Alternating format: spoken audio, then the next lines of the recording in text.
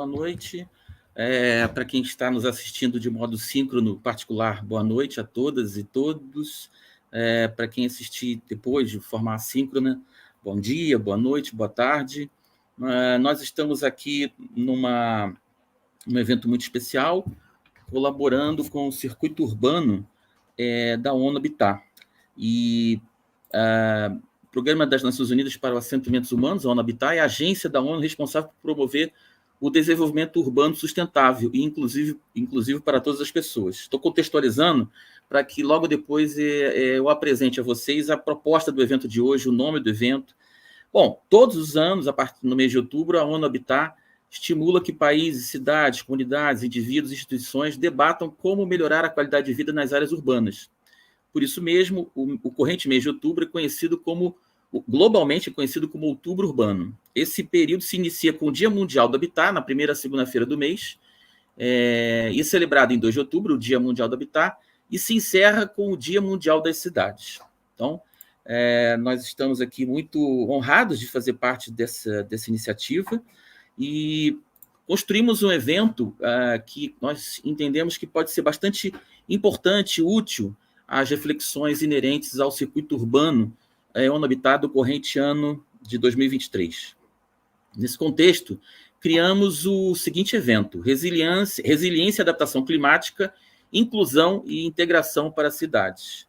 Nós, conversando na montagem, no planejamento deste evento de hoje, já há cerca de 3 meses, esse evento, a participação dos painelistas, basicamente, são acadêmicos, são pesquisadores em nível de mestrado, doutorado, também ao meu valoroso colega, professor Paulo Santos de Almeida, da Universidade de São Paulo, assim como eu, e nós, a pouco, iremos apresentar a vocês cada um dos painelistas, né? E o nosso evento, né, a proposta do evento Resiliência, Adaptação Climática, Inclusão e Integração das Cidades, o escopo deste nosso evento de hoje, ele é centrado na definição de estratégias, com foco na inclusão socioeconômica, vis-à-vis o combate à pobreza e as consequências das mudanças climáticas. Por exemplo, eventos climáticos extremos. As inter-relações entre os ODS 7, qual seja, energia acessível e menos poluente, e o ODS 11, acessível e limpo, ODS 11, cidades e comunidades sustentáveis, na verdade é o ODS de conexão, muito força motriz do próprio circuito urbano ONU Habitat, e ODS 13, Ação Climática, Adaptação, Mitigação Climática, da Agenda 2030 da ONU. Tratam de muitas possibilidades em prol do estabelecimento de condições. Essas 3 ODS tratam de diversas possibilidades em prol do estabelecimento de condições para melhorar a qualidade de vida das populações que habitam nas cidades e, concomitantemente, para enfrentar as mudanças climáticas e seu mais proeminente fenômeno precursor, qual seja o aquecimento global. Para este evento, a abordagem pensada pauta-se no planejamento da resiliência e da capacidade de adaptação climática das cidades, a partir da mitigação da pobreza, a partir da inclusão socioeconômica, com as parcerias não hierarquizadas entre academia, sociedade e governos no desenvolvimento dessas 3 particulares ODS que nós citamos, ODS 7, ODS 11 e ODS 13. Nesse contexto, a premissa central é de que o diálogo entre essas 3 macroesferas, sociedade, governos e academia, seja um diálogo propositivo e não hierarquizado, e a base de todo o movimento exitoso de transformação, nós cremos, baseia-se num diálogo propositivo e que não seja bastante democrático, claro, e não hierarquizado, em prol de sociedades mais justas, fraternas e igualitárias, com maximização das justiças social, ambiental e econômica. Nesse contexto, nós pensamos, construímos um painel visando a incluir o máximo de vieses possível, o máximo de facetas possíveis correlatas à resiliência, adaptação climática e a inclusão socioeconômica e integração para as cidades. Dito isso, né, eu gostaria de apresentar a vocês o nosso planejamento para esse evento de agora, né? Cada um dos painelistas vão apresentar sua visão, sua base argumentativa, cada um mais ou menos por volta de entre 10 e 12 minutos, e logo em seguida nós apresentamos, são ao todo 6 painelistas, vou até citar agora, né? Mestranda Patrícia Melo Silva, a doutoranda Ana Juliette Calderon Marques, o mestrando Rodrigo Massal Curita, o doutorando José Ulisses Bezerra de França, a mestranda Yuki Taco da Costa Rego e o professor doutor Paulo Santos de Almeida, meu colega na Escola de Artes, Ciências e Humanidades da Universidade de São Paulo. A proposta, né, o nosso planejamento coteja que cada um dos painelistas dialogue por cerca de 10, 12 minutos, logo em seguida, com auxílio da valorosa equipe do Circuito Urbano, nós planejamos abrir perguntas e dialogar com os painelistas, propondo um debate entre eles e um debate com o público que estiver nos assistindo. Bom, depois dessa apresentação do Rodrigo, né, a gente tem agora, convida, né, aqui a nosso ambiente virtual, nosso ambiente remoto, online. Eu convido agora o doutorando José Ulisses Bezerra de França. O Ulisses tem uma vasta experiência na gestão de parques públicos, praças. O Ulisses ele tem uma história, né? Uma história profissional, uma história de vida muito conectada à preservação de áreas verdes urbanas. Então, hoje, a gente, em termos de currículo, né? Resumidamente, né? Ele é doutorando em engenharia de produção no LAPROMAR, pela Universidade Paulista, Unip, e ele é mestre em ciências e cidades inteligentes e sustentáveis, bacharel em ciências biológicas e tecnólogo em gestão ambiental. Ulisses, muito nos honra a sua presença, muito obrigado por você aceitar colaborar com esse evento correlato ao Circuito Urbano ONU Habitat 2023. A palavra é sua. E eu só queria relembrar que o Ulisses planeja justamente dialogar sobre a área que ele tem experiência vasta na área de preservação das raras, muitas vezes raras, áreas verdes que são fundamentais não só para enfrentar a mudança climática, mas nós trazer, como falou o Rodrigo, né, felicidade. O que é difícil, o que é felicidade? É tão difícil mensurar, mas certamente estar em contato com a natureza é algo que nos faz muito bem. No Japão, recentemente, tem surgido o conceito de banho de floresta, por exemplo, né? Então, Ulisses, a palavra é sua. Muito obrigado.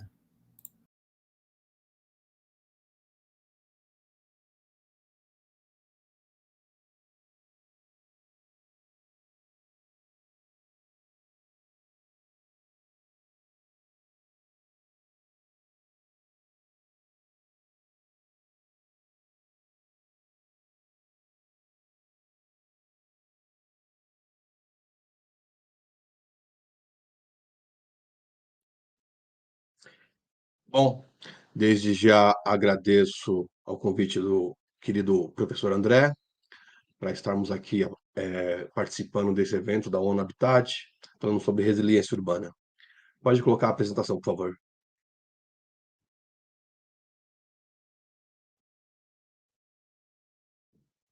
Pode passar.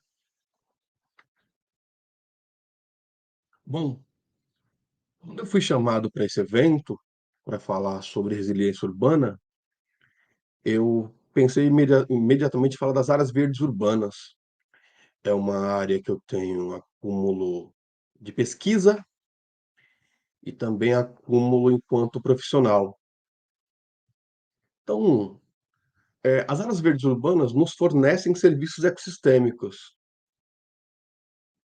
E, e aí eu resolvi iniciar com uma apresentação de alguns tipos de áreas verdes urbanas na cidade de São Paulo e quem atualmente faz a gestão.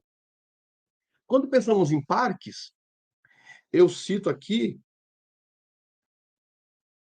três tipos de parques,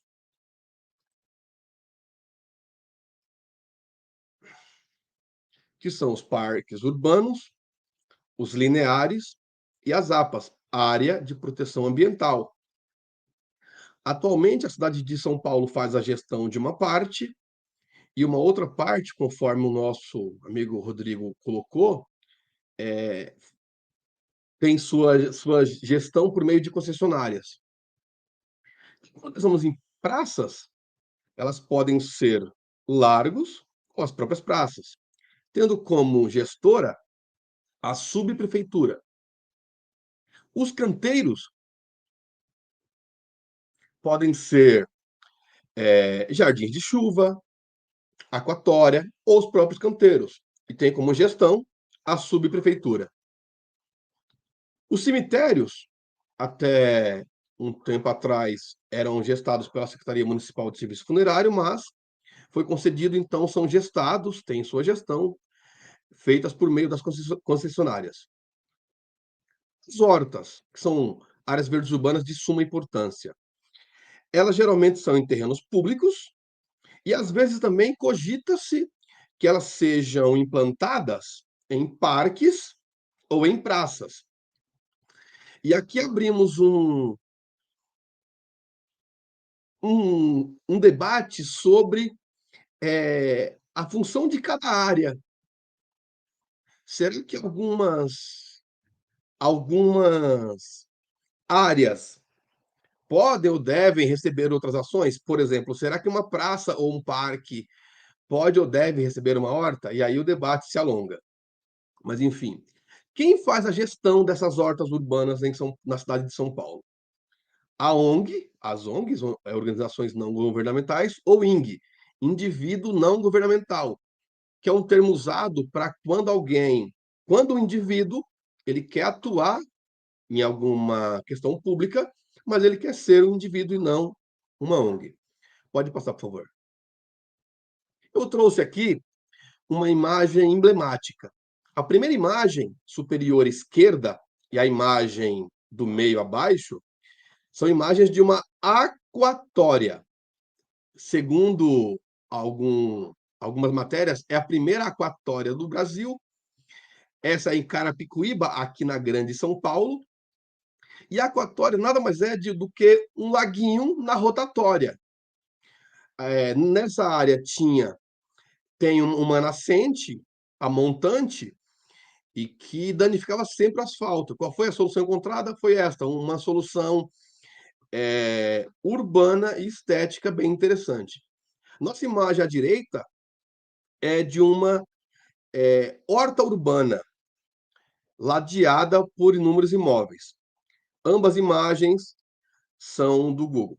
Pode passar, por favor. Bom, seriam esses serviços ecossistêmicos, né? Como definir, como funciona? Então, os serviços ecossistêmicos são os benefícios fundamentais para a sociedade que o meio ambiente nos fornece. Então, esses serviços podem ser de provisão. E aí, em provisão, temos produção de água, alimentos e madeira. Serviços ecossistêmicos podem ser de suporte, como ciclagem de nutrientes, polinização e fluxo gênico.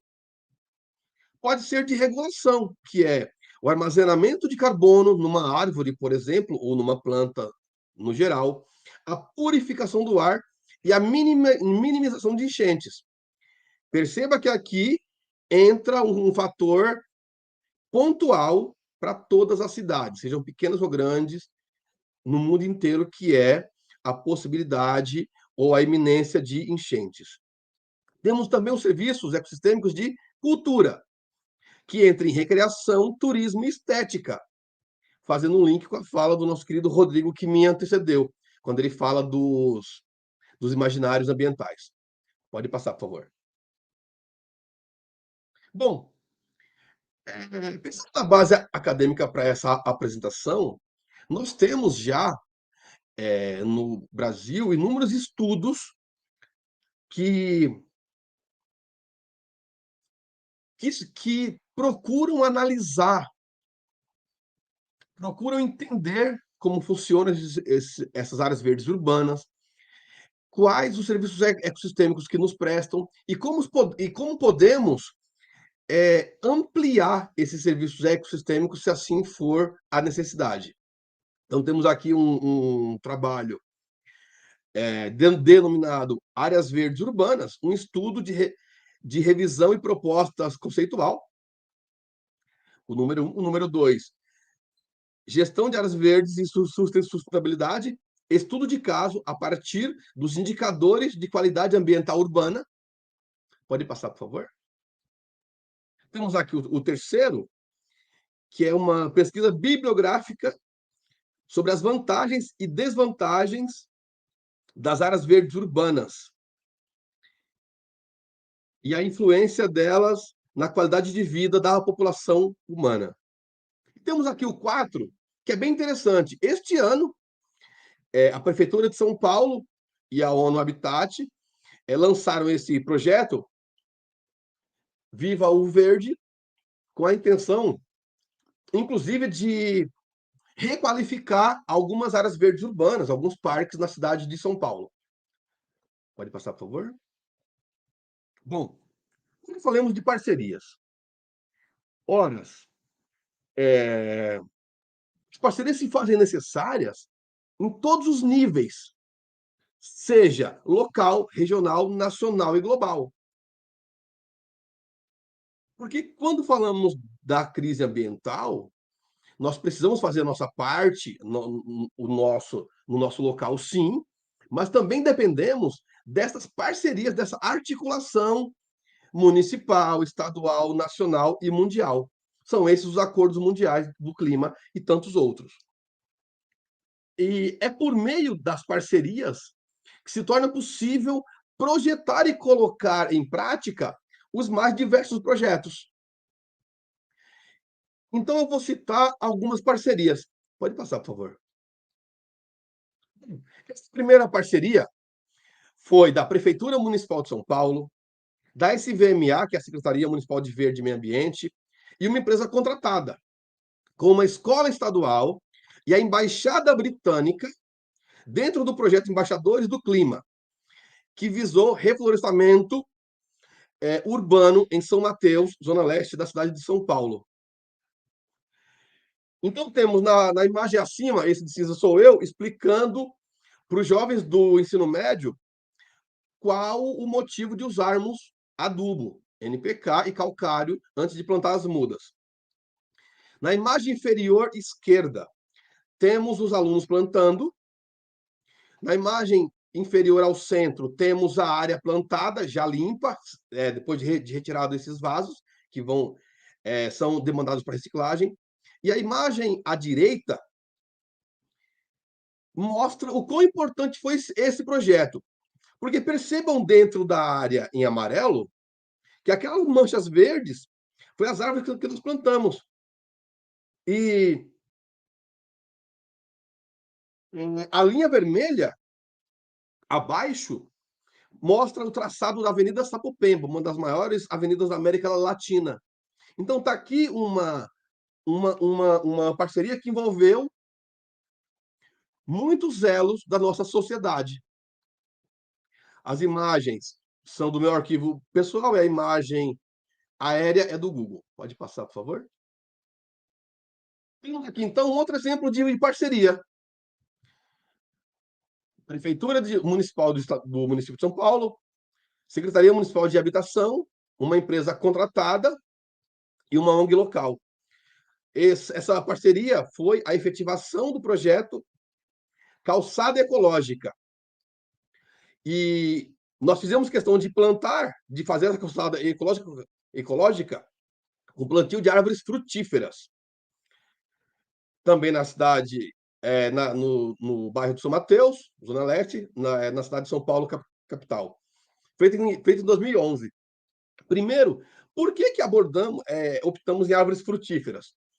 Para servir de possibilidade de alimentação para a avifauna, que está aqui na cidade de São Paulo, que reside aqui, e também para os seres humanos.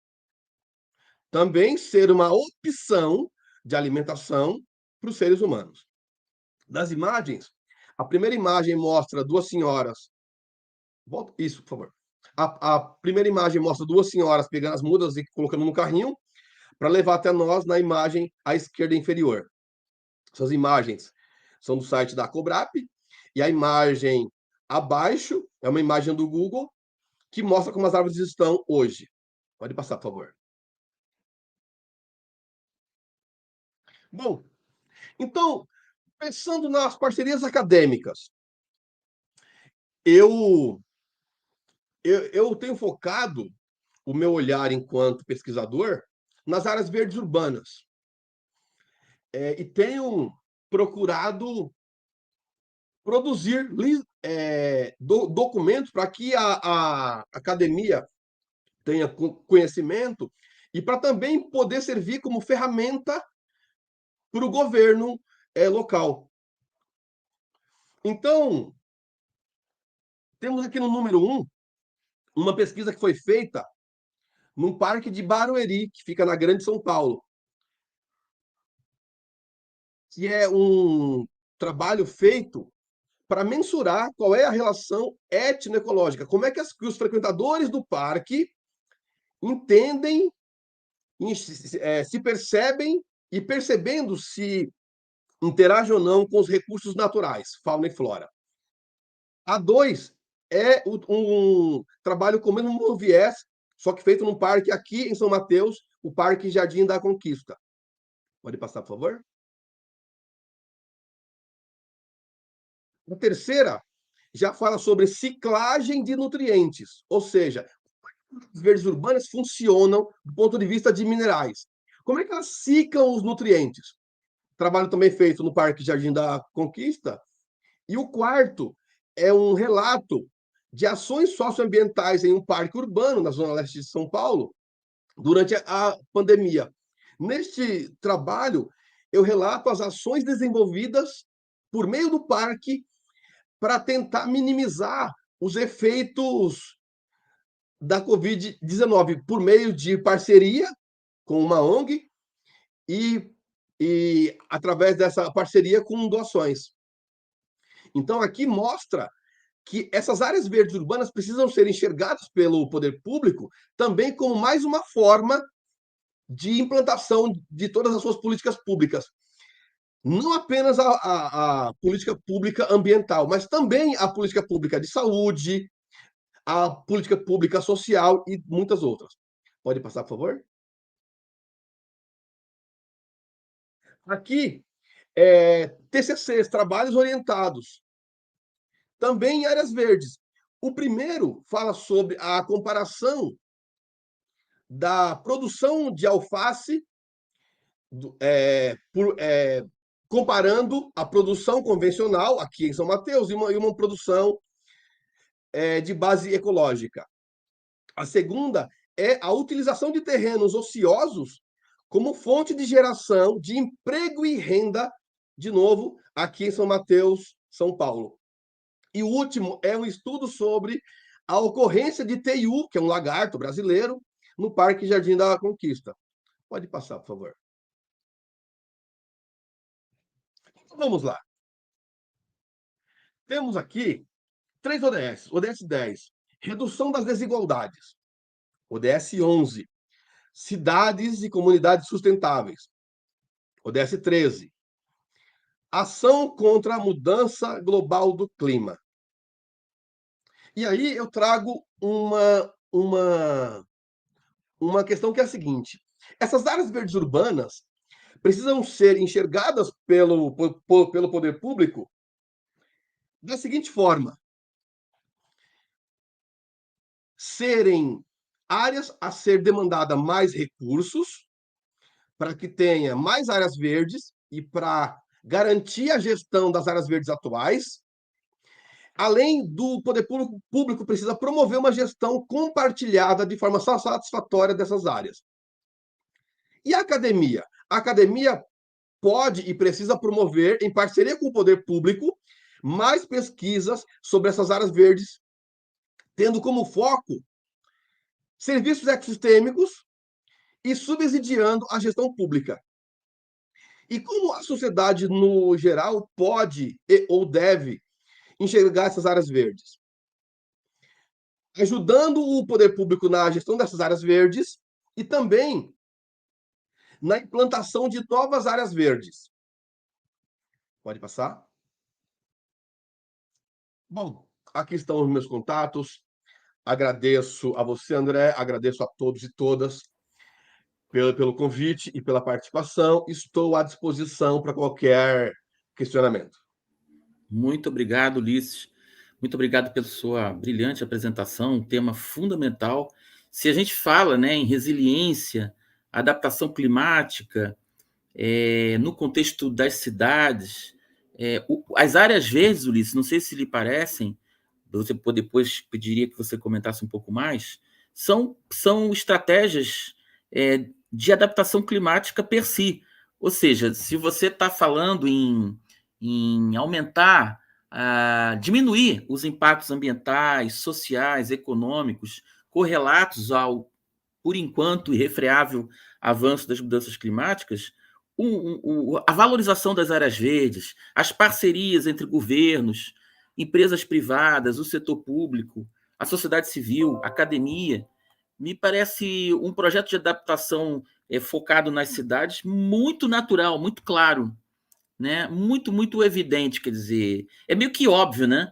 Mas a gente vê também, dialogando um pouco com a apresentação do Rodrigo, né? Eu já supunha que houvesse umas conexões bastante interessantes, né? Você precisa disso em todos os ambientes de uma cidade, não só nos ambientes onde você tem uma população com mais serviços, com mais olhar do poder público, né? Mas isso, novamente, isso precisa ser para todos, porque a resiliência, ela advém de uma resiliência integral, de uma resiliência que não deixe ninguém de fora. Me preocupa, me entristece ver as praças, as áreas verdes urbanas nas regiões menos favorecidas de uma grande cidade do Brasil, ou da África do Sul, ou do México, ou da China, com menor preservação, com menor valorização, em contraposição a você ver parques muito bonitos, por exemplo, aqui em São Paulo. Tem essas dicotomias, esses abismos, são muito preocupantes pensando em resiliência. Fiquei muito curioso, Ulisses, depois você poderia trazer para a gente, tem um momento que você fala na sua apresentação das desvantagens das áreas verdes, um trabalho que você traz. Fiquei muito curioso para entender quais seriam, né? Porque eu vejo apenas tão somente vantagens. E outra coisa também que o teu trabalho, essa apresentação, ele é muito vanguardista, ele é muito correlata à ciência mais avançada, a ciência do clima mais avançada, é que no sexto relatório de avaliação do painel intergovernamental sobre mudanças climáticas, o conhecido IPCC, que ganhou o Prêmio Nobel da Paz em 2007, né? Hoje, pensar em enfrentar a mudança climática, seja pela via mais tradicional mitigação, pela via da enfrentar, diminuir, mitigar as emissões de gás de efeito estufa, não se fala mais em somente olhar para uma perspectiva distanciada da preservação da biodiversidade. Quando você fala em plantio de árvores frutíferas para alimentação de pássaros, isso é a essência da forma mais atual, que a ciência compreende como mais correta de enfrentar a mudança climática, ou seja, ao mesmo tempo preservar a biodiversidade, seja ela na Mata Atlântica, na Amazônia, seja numa praça, seja numa área verde urbana. Então, se você puder guardar esses diálogos, né? E muito obrigado pela sua tão importante apresentação e também parabéns pela sua experiência como gestor de parques públicos ali na cidade de São Paulo, um trabalho tão importante para milhares e milhões de pessoas, né? Milhões de pessoas. Como falo, né? Dialoga também com o imaginário ambiental, né? Quem conhece, quem tem contato, também tem um trabalho aí, uma externalidade positiva, que é a educação ambiental intrínseca, né, a tudo isso que você comentou, né? Muito obrigado, tá, Ulisses? Muito obrigado mesmo. Obrigado, Patrícia. Já que você mencionou o nome do pesquisador Ulisses, né, do colega Ulisses, eu queria até chamar o Ulisses, porque tem uma pergunta aqui muito interessante, na verdade, duas que a gente, além, se você puder, Ulisses, responder sucintamente também aquele meu comentário, se puderes, né? A Kátia Regina Molina, ela pergunta o seguinte: doutorando Ulisses, como as ONGs ou ONGs podem celebrar contrato e parceria com a Secretaria do Verde do Meio Ambiente, Secretaria Municipal do Verde do Ambiente ou subprefeituras? Ela está fazendo uma pergunta muito pragmática, né? Muito direta, né? Ou como proceder, Ulisses? A quem procurar? E eu queria juntar, Ulisses, com uma pergunta, também achei essa pergunta bem interessante, né? Porque você trabalhou muito com áreas verdes urbanas. E aí, era uma assistente, uma pessoa, ela perguntou, deixa eu resgatar aqui o nome da pessoa, uma pergunta muito pertinente, né? Em relação às áreas rurais, você tem trabalho na academia, porque você citou explicitamente alguns trabalhos muito importantes, né? E eu queria até lembrar o nome da pessoa, né, para prestigiá-la, né? Foi. Rui Monteiro. Exatamente. Monteiro perguntou. Eu marquei aqui. Tá bom, Ulisses. Então, muito obrigado. Se você puder responder esses nossos participantes, né? A gente agradece. Muito obrigado, Ulisses. E dialogar também com o Rodrigo, né? Em boa medida, tudo isso tangencia ou perpassa a brilhante apresentação do Rodrigo também, né? Sim, vamos lá. Eu tenho aqui 5 questões, vou tentar pincelar. A Rai comenta, realmente indaga essa questão, se há pesquisas sobre os impactos nas áreas rurais. E aí, essa provocação, chamemos assim, serve para nós, acadêmicos. Ou seja, a RAI está nos provocando a também promover essas pesquisas no meio rural. Então, Rai, a sua pergunta que eu coloco aqui como uma provocação positiva é realmente uma questão de que, olha, e esses impactos no setor rural, como é que estão? A Sueli coloca uma questão de qual é meu posicionamento sobre a concessão dos parques em São Paulo. Eu vou responder com um exemplo. Um dos parques, que é o Parque da Pedra Grande, Parque Estadual da Cantareira, Núcleo Pedra Grande, aumentou quase que 50% o valor de entrada. Ou seja, infelizmente, essa política de construção de parques tem se mostrado, até o momento, ineficaz. Ela tem servido para filtrar os usuários. O que, quando imaginamos que o parque público, que essas áreas verdes urbanas precisam ser para nós, essa política de concessão mostra-se contrária a isso até o momento. A Scarlett coloca uma questão de como ajudar os parques. E aí o professor Paulo já trouxe um pouco disso, que é a participação, inclusive na minha apresentação eu também trouxe. É a participação da população de forma organizada e o professor Paulo traz da fala dele uma questão que é interessante percebermos, que ele diz participação política. Sim, é ação política. Aqui, quando falamos numa política partidária, sim, política pública. Que parque, que área verde eu, enquanto cidadão, quero? E a Kátia também vai nessa linha. Ela pergunta como celebrar ou onde celebrar convênios com a prefeitura, através da Secretaria do Verde e Meio Ambiente ou das subprefeituras. Ora, a Secretaria do Verde abre, vez ou outra, editais de chamamento público para ONGs ou INGs, organização não governamental ou indivíduo não governamental, abrindo para essas parcerias. Mas, independente de ter tempo hábil ou não, a qualquer momento, a população precisa tomar para si o conselho participativo, o conselho gestor do parque e dessas áreas todas. Por quê? Porque é por meio desse conselho, que existe uma lei que normatiza isso e tudo, que a população pode opinar, ela pode fazer a gestão compartilhada de uma área pública. Então, este pode ser um grande caminho para como fazermos a gestão compartilhada dessas áreas verdes. E para encerrar a minha fala, bom, espero ter dado pelo menos um norte para essas perguntas.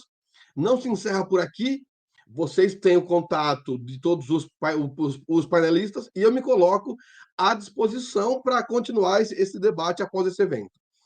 E aí, para encerrar a minha fala, eu lembro de uma fala do atual Papa, líder da Igreja Católica, Papa Francisco, que ele retoma um tema interessante para nós, que é a nossa casa comum, na encíclica Laudato Si, que ele diz que, olha, a Terra é uma só, é a nossa casa comum, é a nossa grande mãe, e nós precisamos cuidar dela de forma compartilhada, como inclusive trouxe o professor Paulo. Então, encerro com essa fala, com esta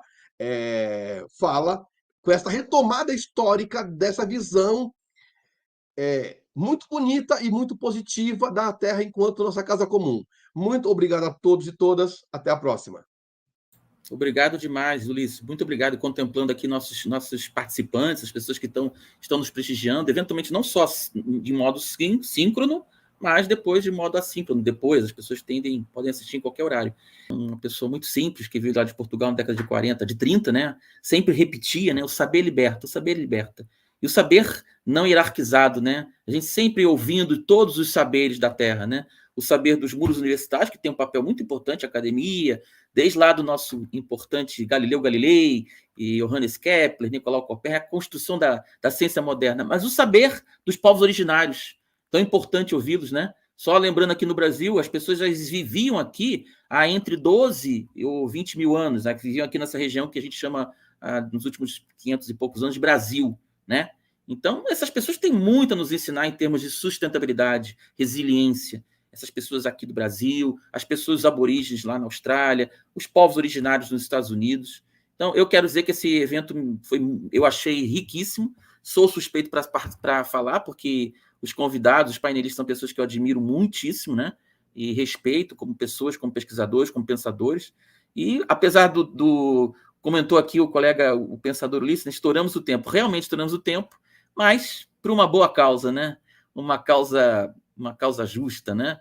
Então, se alguém quiser fazer uma frase, comentar alguma coisa, eu queria agradecer muito a Bárbara, que ficou aqui. Não lembro o sobrenome da Bárbara, mas a Bárbara foi fundamental para esse evento ter acontecido, né, com qualidade técnica, qualidade de tudo mais. Agradeço muitíssimo a Lana Rodrigues, né, que foi fundamental em todas as construções, participando ativamente comigo, com o professor Paulo Almeida da construção, foi que me convidou também. Eu estava lá no exterior, o professor Paulo me convidou, e a gente, quando o Paulo convida, a gente tem que aceitar no ato, né, porque sabe que é uma coisa legal, importante, né, que tem que ser feita, né? Então, obrigado também à ONU Habitat, né? Parabéns pela iniciativa do circuito urbano, fundamental. Lembro a vocês que cerca de mais 230 eventos estão acontecendo aqui no Brasil no corrente mês de outubro, né? Então, acompanhe. Amanhã mesmo tem um evento, quinta-feira, 26/10, um evento super importante, com a presença do professor Paulo também, né? Ligado à saúde, sustentabilidade, participantes muito importantes. Já estou aqui me reservando para assistir o evento, né? Parabéns, Paulo. Então, a Lana também, participante do evento amanhã, né? Então, colegas, muito obrigado pela participação. Estou muito feliz com esse evento de hoje.